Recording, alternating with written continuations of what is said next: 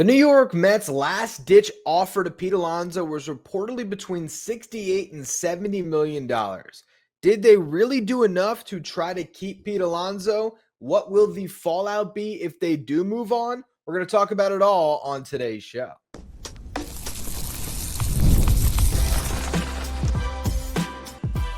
You are Locked On Mets, your daily New York Mets podcast. Part of the Locked On Podcast Network, your team every day. Hello to all you amazing Mets fans. You're watching Locked On Mets, part of the Locked On Podcast Network, your team every day. I'm your host, Ryan Finkelstein. If you want to find any of my work, follow me on X at FinkelsteinRyan. You can also find some of my writing at justbaseball.com, where I work as the managing editor. For big upsets to game-winning drives, the NFL playoffs are better with FanDuel. New customers can bet $5 and get $200 in bonus bets guaranteed, win or lose. Visit FanDuel.com to get started. Well, Thursday was a big day for the New York Mets.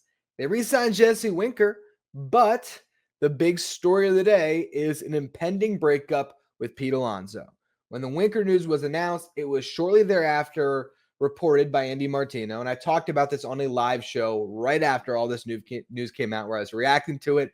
I was sad. I had my hoodie on. I was just in a weird space. So if you want to watch that on YouTube or check out the audio, all those things are available to you. But the bottom line of all the reporting that we've gotten throughout the day, and now it's past midnight, I wanted to wait to make sure everything was out there, but the Mets are planning to move on. Jesse Winker was the first part of their plan. Part two appears to be spending a lot in the relief market and really bolstering their bullpen. And the situation now is Mark Vientos is your first baseman, and third base will be filled by some combination of Brett Baty, Luis Angel Acuna, or Ronnie Mauricio, depending on who wins that job in spring training. That's what the Mets' plan is. And we'll talk about that plan a little bit more in the next segment. But the Mets have made the decision that they're done with Pete Alonso, or they're no longer going to continue to be in this staring contest trying to get a deal done. What I was always curious about was how far apart were the sides. And Joel Sherman got the scoop, and now we might finally understand what the issue was in these negotiations. So according to Joel Sherman's reporting, he says the Mets made what they perceived as a last-ditch effort to sign Pete Alonso by offering him a 3-year contract in the $68 to $70 million range. And when that was rejected, began their pivot away from their slugging first baseman, the Post has learned. Now, he also later says that the bid included opt-outs for Alonso, that if he rejected and stayed, would have carried the offer at least slightly beyond $70 million, a source said. That doesn't make a ton of sense to me because you can't circumvent the luxury tax by having two different values on a contract. And what I mean by that is, the Mets couldn't give a player 3 years, $30 million, pay him $25 million in year one, $5 million across the second and third year, because how they calculate the luxury tax is they take the total guaranteed money, they divide that by the years that the player is signed for, and that's how they come up with the luxury tax hit. So you can't do that, and then all of a sudden if the player opts in, that $5 million turns into 60. Like, that doesn't make sense. This is a much smaller scale, but you couldn't say that a contract is $69 million in value, but if he opts into it, it becomes $72 million in value. Then it was always $72 million in value. The only way is some type of a complicated opt-in structure where maybe he forgoes a second opt-out to get a little more money, so he has a chance to opt out after year one. If he wants to retain an opt-out after year two, it's $69 million, or it's $46 million coming his way for the final 2 years, or he can opt into 2 more years and maybe that bumps up to $50 million, whatever it is. The bottom line here is the New York Mets offered Pete Alonso a contract that is commensurate to his market value based on the market for first baseman. Christian Walker got a 3-year, $60 million deal. If you just say the middle of what we're talking about, $68 to $70 million, $69 million over 3 years, if that was the offer, that's $23 million per, $3 million more than Christian Walker got per season, and almost $10 million more over the same amount of time. Now, Christian Walker is going to his age 34 season. Pete Alonso going into his age 30 season. But based on what each of them is as a player right now, the value they bring to your club, it is not crazy to say Pete Alonso should only be getting about $3 million more than Walker. And if you look at the first baseman in baseball right now, Matt Olson makes $21 million. Freddie Freeman makes $26 million per. So he's right in the middle, and he is not anywhere near the player that Matt Olson is or that Freddie Freeman is, let's be honest. But Matt Olson also signed his contract pre-arbitration, and it was an 8-year deal. The longer a deal, the lighter the AAV. When I first saw that contract figure, I did immediately think that's light. That was my gut reaction. That is a low ball offer to Pete Alonso. When you take a step back, when you pull the emotion out of it, when you remove what we expected him to get, that notion of the $90 million, which now clearly was always coming from the Boris side of things. If the Mets ever put $90 million on the table, Pete Alonso probably would have signed the deal and we wouldn't be talking about any of this. They likely did what I've been talking about on this show all off season. It's what they did with Sean Manaea. They let Manaea test the market. The one concrete offer that he got was from the A's. It was 3 years. It was $67 million. How do we know that amount? Luis Severino ended up signing the contract. That contract was first offered to Manaea. He turned it down, and they just gave that same offer to Severino.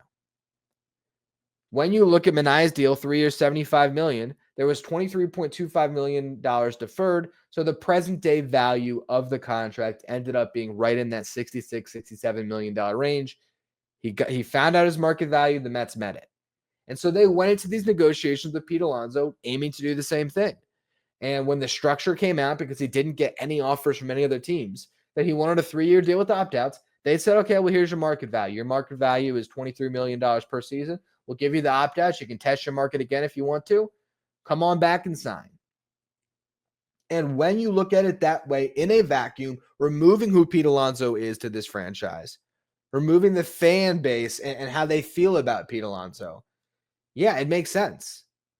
It is good business what David Stearns did here. And I talked about this a lot on the reaction show. This is a moment where David Stearns is standing up to Scott Boras and saying, you're not going to push me around, not going to push the Mets around, and you're not going to just always call Steve and get a better offer.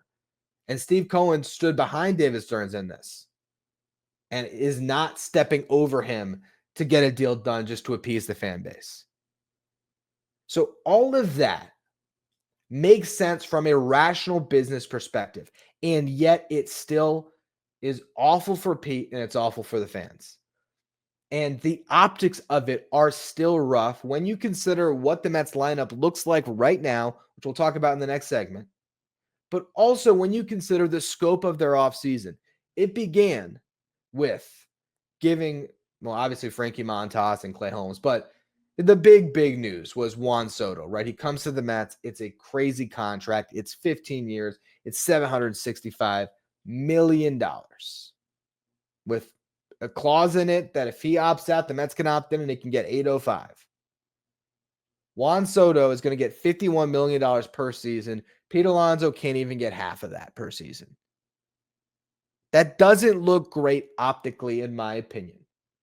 And if you're Pete Alonso, I feel so bad for this guy. And yeah, sure, you can say he should have taken that contract extension that Billy Epler offered him. Hindsight's 2020. If Pete Alonso did not, if he went the same route and he declined the contract, he had a great year this year. He hit 45 homers and batted 280. Yeah, he would have ended up making more probably. Or actually, who knows? At the position that he plays, maybe not. But there's a world where that worked out for him. He did not understand his market. And I don't necessarily blame Pete for that. I blame the people that were in Pete's ear. His past agent, his teammates like a Max Scherzer, who at that time when the contract was offered was probably just traded. But all these Boras clients that Pete Alonso is friendly with, Brandon Nimmo, and somehow he ends up signing with Boras. It just, to me, it shows that the guy got some bad advice. And that's awful for him. It is. But if you're Pete Alonso right now and you have to think about this situation, everything that's going on, imagine it from his perspective. Steve Cohen buys the Mets in your second year or before your second season. So he has pretty much played for Steve Cohen for 5 years now. He watched, actually, it was after his second season. So going into his third season, my bad, going into 2021. So 4 seasons under Steve Cohen. He watches the Mets trade for Francisco Lindor, and Lindor gets $341 million. The Mets play out 2021.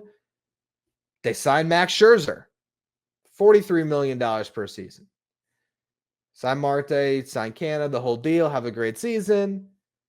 Edwin Diaz hits the market, gets his money. Brandon Nimmo hits the market, gets his money.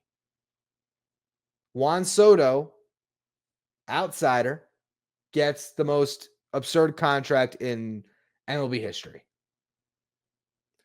And now you're penny pinching. If you're Pete Alonso, say, I've played every single game basically for 6 years, put my blood, sweat, and tears into this team, this franchise, this organization, my entire career in a Mets uniform, the most prodigious home run hitter in franchise history. And now we're going to be conservative about the cash? Now that it's my turn to get some of Steve Cohen's $21 billion of net worth, money that he'll make back on the stock market, in a month, now we're going to pinch the pennies. Now we can't spend. Like, Pete Alonso has every right to be livid at the New York Mets, and that alone could sever any chances of these guys reconciling on the contract that the Mets propose.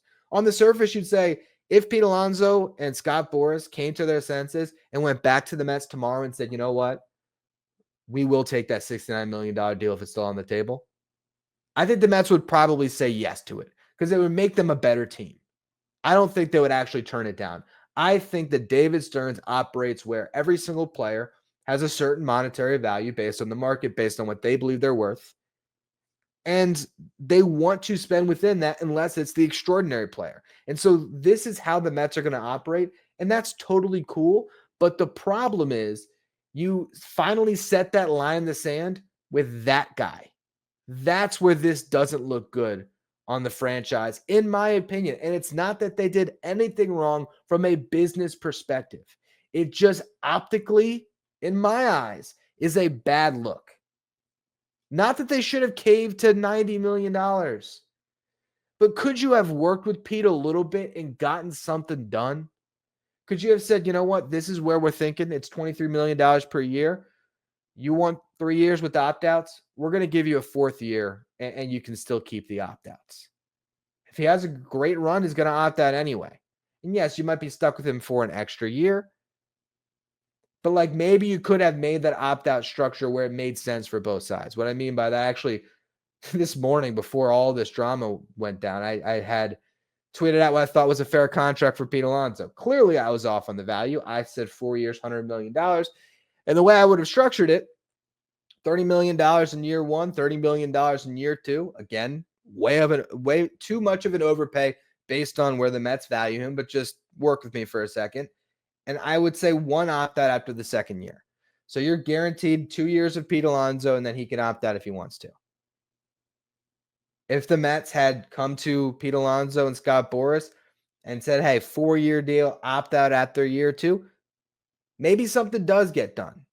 If the Mets said, you know what, we really feel comfortable with the luxury tax value at $23 million per season, but what we're going to do for you is we're going to defer a ton of money.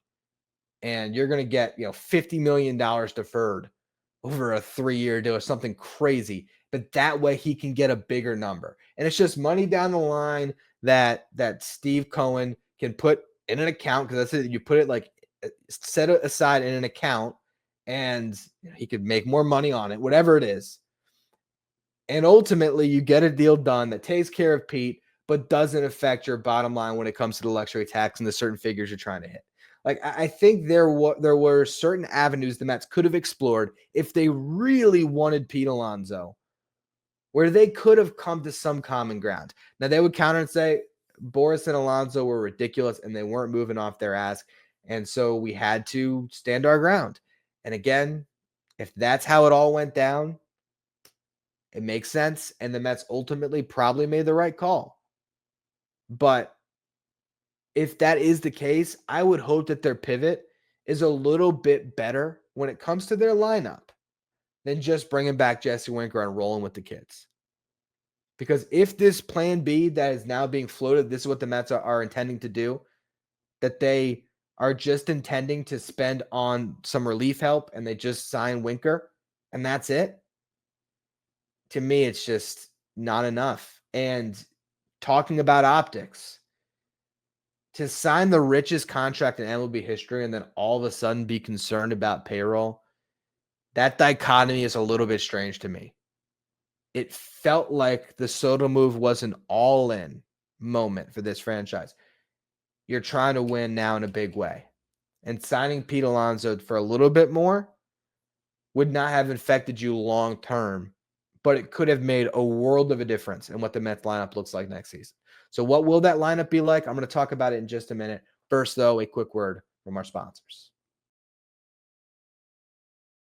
Today's episode is brought to you by Rocket Money. Did Rocket Money help you find any subscriptions you forgot about or that you were paying for twice? That's what happened for me. I had a few subscriptions I didn't even know about. They were on my books for too long. I was paying for these month after month. I didn't know about it. Rocket Money made it easy for me to track them all down. It's like having a personal assistant for your finances. Rocket Money is a personal finance app that helps you find and cancel your unwanted subscriptions, monitor your spending, and helps you lower your bills so you can grow your savings. It brings everything together in one place. Rocket Money has over 5 million users that have saved a total of $500 million in canceled subscriptions, saving members up to $740 a year when using all the app's premium features. For me, one of those best features is the subscription tracker, which allows you to cancel those subscriptions you aren't using anymore. Plus, with their goals feature, I've been able to automatically set aside money for my future without stressing as much about budgeting every month. Cancel your unwanted subscriptions and reach your financial goals faster with Rocket Money. Go to rocketmoney.com/lockedon today. That's rocketmoney.com/lockedon. rocketmoney.com/lockedon. Stay up to date with all the latest in the world of sports when you check out Locked On Sports Today, streaming 24/7 on YouTube. If you're watching on YouTube, do me a favor, hit that subscribe button. We're getting closer and closer to our goal of 12,000 subscribers. I think we're almost 100 away, so I appreciate all of you who continue to subscribe. What does the Mets lineup look like if they are done adding to the offense?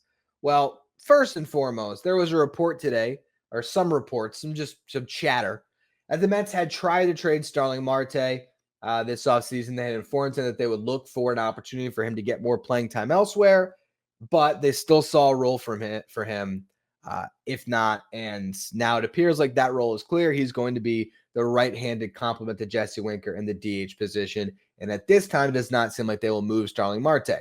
Also, John Heyman had a little note about how the Mets basically could not trade Jeff McNeil. So they're sort of stuck with Jeff McNeil.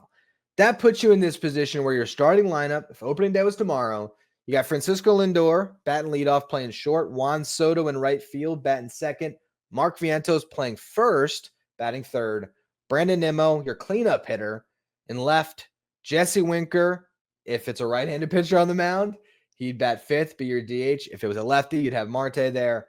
You have Francisco Alvarez at catcher, Jeff McNeil at second. Whoever gets the starting center fielder job, or it's probably just going to be the hot hand between Jose Siri and Tyrone Taylor.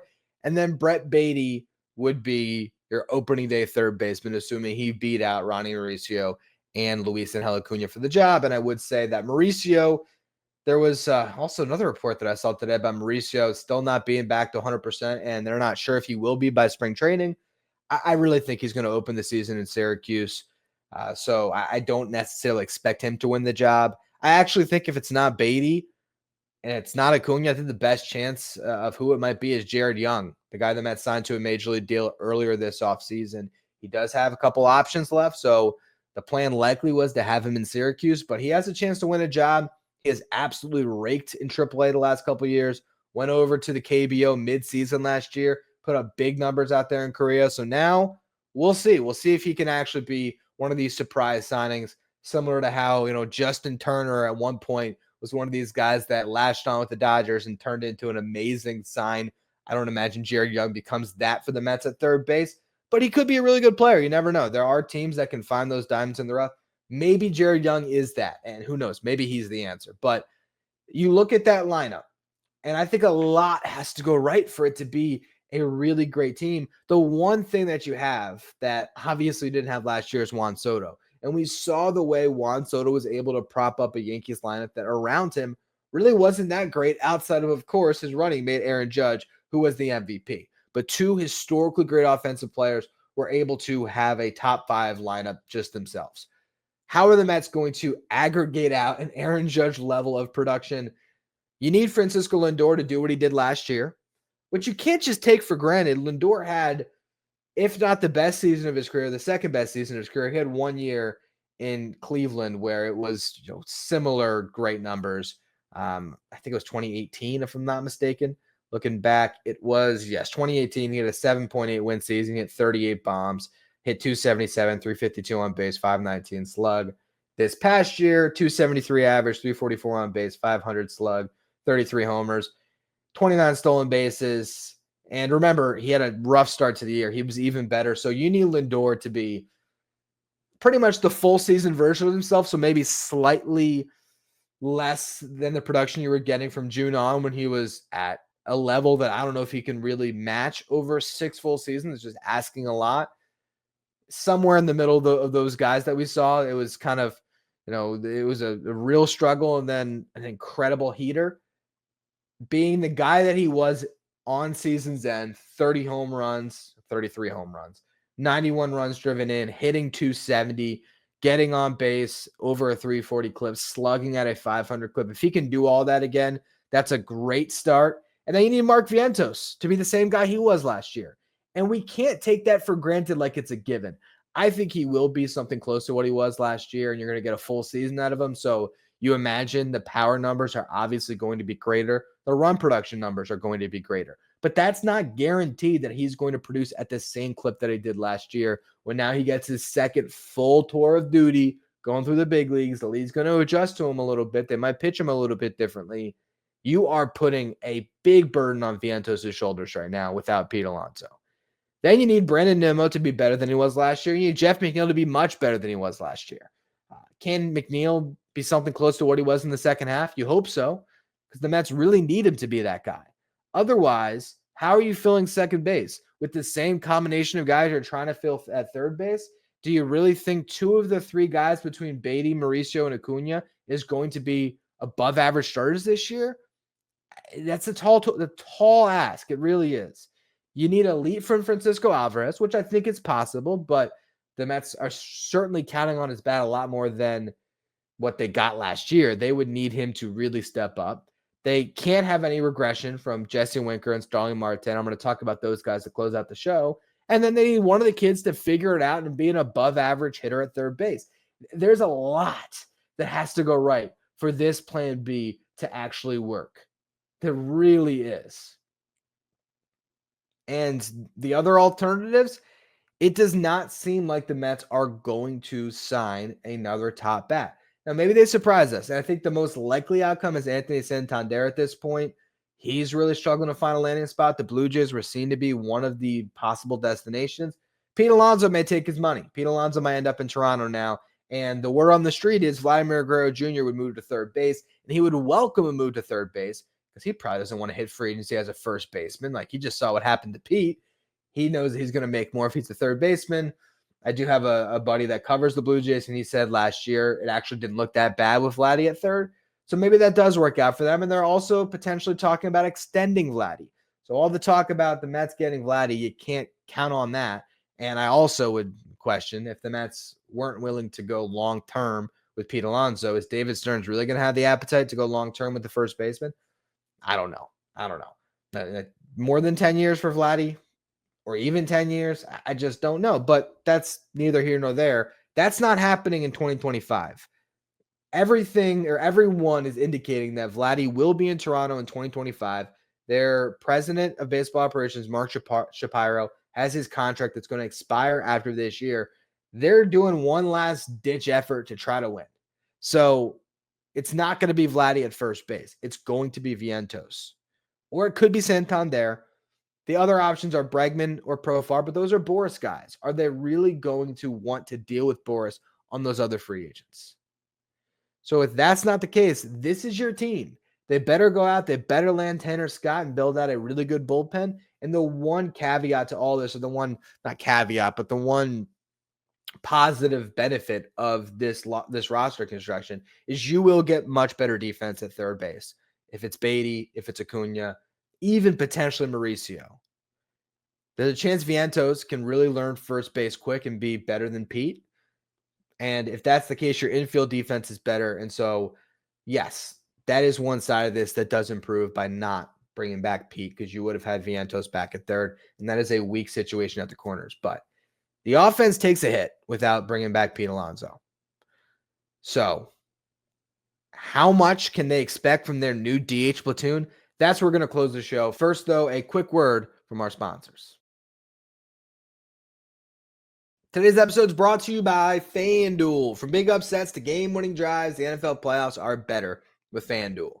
Because right now, new customers can bet $5. You're going to get $200 in bonus bets guaranteed. That's $200 in bonus bets guaranteed, win or lose. The FanDuel Sportsbook app gives you everything you need for live bets, same-game parlays, and so much more. And it's not just the NFL action during the playoffs. You got regular season NBA that you can bet on right now, and you also got MLB futures. So if you want to bet on the New York Mets to win the World Series, you can find that over at FanDuel. If you believe the Mets lineup now is just so weak that Juan Soto's got a better shot at winning the MVP because he's really got to put the team on his back, look at the MVP odds. You can find all of that over at FanDuel. Just visit FanDuel.com to join today. Get started with $200 in bonus bets. That's FanDuel.com. Make this playoff season unforgettable with FanDuel, the official sportsbook partner of the NFL. If you're an everyday listener of the show, make sure you become a Locked On Mets Insider. This is our texting service where you get updates from me anytime news breaks on the Mets. You can also ask me questions at any time, and you can take part in our Locked On Mets signed photo giveaways. If you want to be a Locked On Mets Insider, find a link in the episode description. Go to subtext.com/LockedOnMets. All right, so let's talk about this DH platoon between Jesse Winker and Starling Marte. How productive can they be? Not quite as productive as Teoscar Hernandez would have been as the Mets DH, or as Jock Peterson would have been in that platoon with Starling Marte. Those are the guys the Mets pursued earlier this offseason. They didn't land them. They end up getting Jesse Winker on a pretty modest deal, all things considered, $7.5 million, $1.5 million in incentives. So if all breaks right for Winker, he gets $9 million on a one-year deal, comes back to the Mets. I don't have any problem with that signing in a vacuum. And you look at the production from last season. Against right-handed pitching, Jesse Winker hit .258, 366 on base, .422 slugging percentage. What's his OPS, which is on base plus slugging? .788 against righties last year, which just happens to be the exact OPS that Pete Alonso had last season. Winker's not going to hit 34 bombs, though. When it comes to WRC plus, which is weighted runs created plus, that is a stat that measures hitters on a league average of 100. Jesse Winker had a 124 WRC plus. That is very solid, and this is all just against right-handed pitching. He walked nearly 13% of the time, and he struck out just under 20% of the time. You have a guy that's going to command the strike zone very well, has great discipline. Even when he does face lefties, he still walks at a good clip. Now, he's not going to hit against lefties.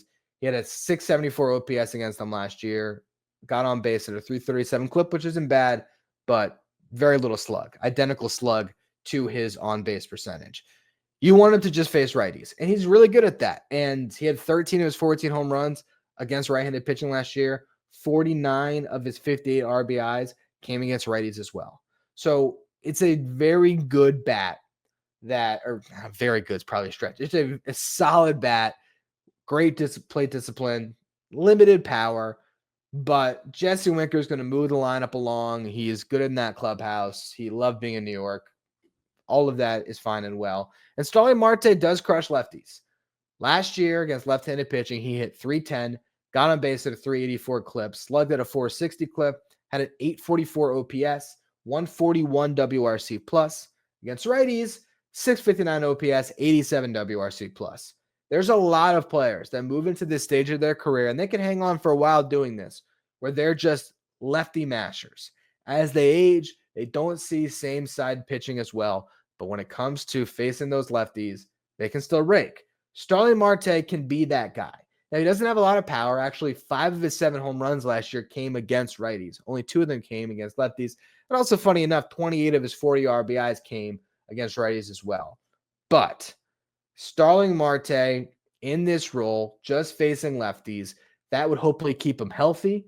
And it really could be a very nice DH platoon. I took the time here to combine their stats from last year. So in the aggregate together, if you look at what Winker did against righties and what Marte did against lefties, they combined to hit 292, 388 on base, 431 slug. So you're not getting that much slug when they're hitting 292 and only slugging at a 431 clip. But that 388 on base percentage is outstanding. I didn't even grab the stolen bases from Marte, but you know he's going to swipe a good amount. They combined against their roles here to hit 15 home runs and to drive in 61. 819 OPS was the combined OPS. I think the Mets would sign up for that. I really do. Getting at least 15 home runs from the two of them, I think they'd probably like that number to be closer to 20, but you just never know. Getting 60 plus RBIs from that duo, getting an OPS over 800, that is a good platoon DH situation for the New York Mets. And they do have flexibility with those guys because with Juan Soto, if you want to give him a couple days off his feet at DH, you can throw Marte or Winker in right field. If somebody goes down, Brandon Nimmo goes down for a little bit, Jesse Winker can play left field every day for you if you really need him to. You can make this thing work. You can. The issue, again, is just what's going on at third base. And I will say, there's a world where David Stearns proves to be completely right in this, and Brett Beatty or Ronnie Mauricio or Luis Angel Acuna, or maybe even it's Jet Williams, one of those 4 guys has a breakout season, and they're manning third base for the New York Mets come the playoff time, and they are an above-average bat, just like we saw Mark Vientos, do that this past year. And if they're better defensively, it could be a net positive across the board. And the New York Mets could have their, corner infield situation locked up, under team control, cheap, moving forward, with the ability in their budget to continue to pour money into their pitching until their farm system catches up a little bit and some of those guys make it up to the show. And they're able to, have a homegrown rotation of some really good starting pitchers. They can fill out the bullpen. They can maybe address center field with a better center fielder at some point who makes more money. They'd have the ability to do a lot of things if this all breaks their way. At the end of the day, though, the Mets are a much better team if Pete Alonso came back. They just are. That lineup is so much better with Pete Alonso entrenched behind Juan Soto. So much longer. You're not asking as much out of Mark Vientos. You're not asking much of anything from all the kids at third base. Those guys, they fill in when an injury happens, and that's what you want. You want one of them to win a super utility bench role where they get some time, and hey, if they hit, maybe if a Jeff McNeil struggles, all of a sudden Acuna's your starting second baseman. Well, now, if Jeff McNeil struggles, you need Acuna to either play second or third, and you need another kid to fill in. It's just that lack of depth that I don't like. And you never know. If the Mets actually pivot in a different direction and they end up getting Santander and they say he's going to be our first baseman next year. While I would have preferred Pete Alonso, if the sides never were going to come to terms, I'm perfectly happy with that pivot. If Santander is their first baseman, you fill the need for a 40 home run bat. You got one. Great. I don't know how he's going to play defensively. Hasn't played there much in the big leagues, but it's first base. Hopefully you can figure it out. If they somehow end up getting Alex Bregman, which I think is really doubtful, but let's just say this was all a crazy road that leads to Alex Bregman signing with the New York Mets. They might end up being better because Bregman's better defensively. It might work out. If they decide, you know what, we'll be the team that trades for Nolan Arenado, as much as I wasn't always on board with that plan, for one, if you get Ryan Helsley in the deal, makes me a lot more excited about it because that helps your bullpen. But also, Nolan Arenado is an elite defensive third baseman. And even though his bat is on a clear decline, you still got to think the floor is higher than what you're getting right now from all the kids. There's a chance that the ceiling might be higher with one of those kids. You never know. But the floor is so much higher. You have a dependable veteran who'd be good in the clubhouse, a guy that, if he's batting fifth in your lineup behind Brandon Nimmo, I think he could still have a really good season potentially. So those are the alternatives. But at this moment, it seems like the Mets are not necessarily planning to invest there. They're planning to invest in their bullpen. They better build a great one because they're going to have some low-scoring games here. Juan Soto and Francisco Lindor and Mark Vientos can only do so much. But that's where we're at this point. Only thing that could happen here is maybe this was such a rough day for Pete Alonso that somehow he's the one that inspires the action and comes back to the Mets with his tail between his legs and says, take me back. But I don't know. If he's got pride, he's going to try to go somewhere else at this point. So we'll see how everything shakes out from here. If there's any more news this weekend, you'll absolutely get another edition of Locked On Mets. Otherwise, I'll be back on Monday. Thank you all for tuning in. Appreciate all of you who checked out the live stream. If you missed that, you want to see me super sad, go ahead and watch that. You can follow the show at follow the show on Twitter at Locked On Mets. Follow me at Finkelstein Ryan. If you're listening, follow, rate, review wherever you get your podcasts. If you're watching on YouTube, hit that subscribe button. If you want to be Locked On Mets Insider, find the link in the episode description. Thank you for making Locked On Mets your first watch every day. Now for your second watch, head over to YouTube and check out the first ever 24/7 streaming channel that covers everything in the world of sports. We're talking about Locked On Sports today with our local hosts from each team, league-wide hosts from each league. Find Locked On Sports today, streaming 24/7 on YouTube.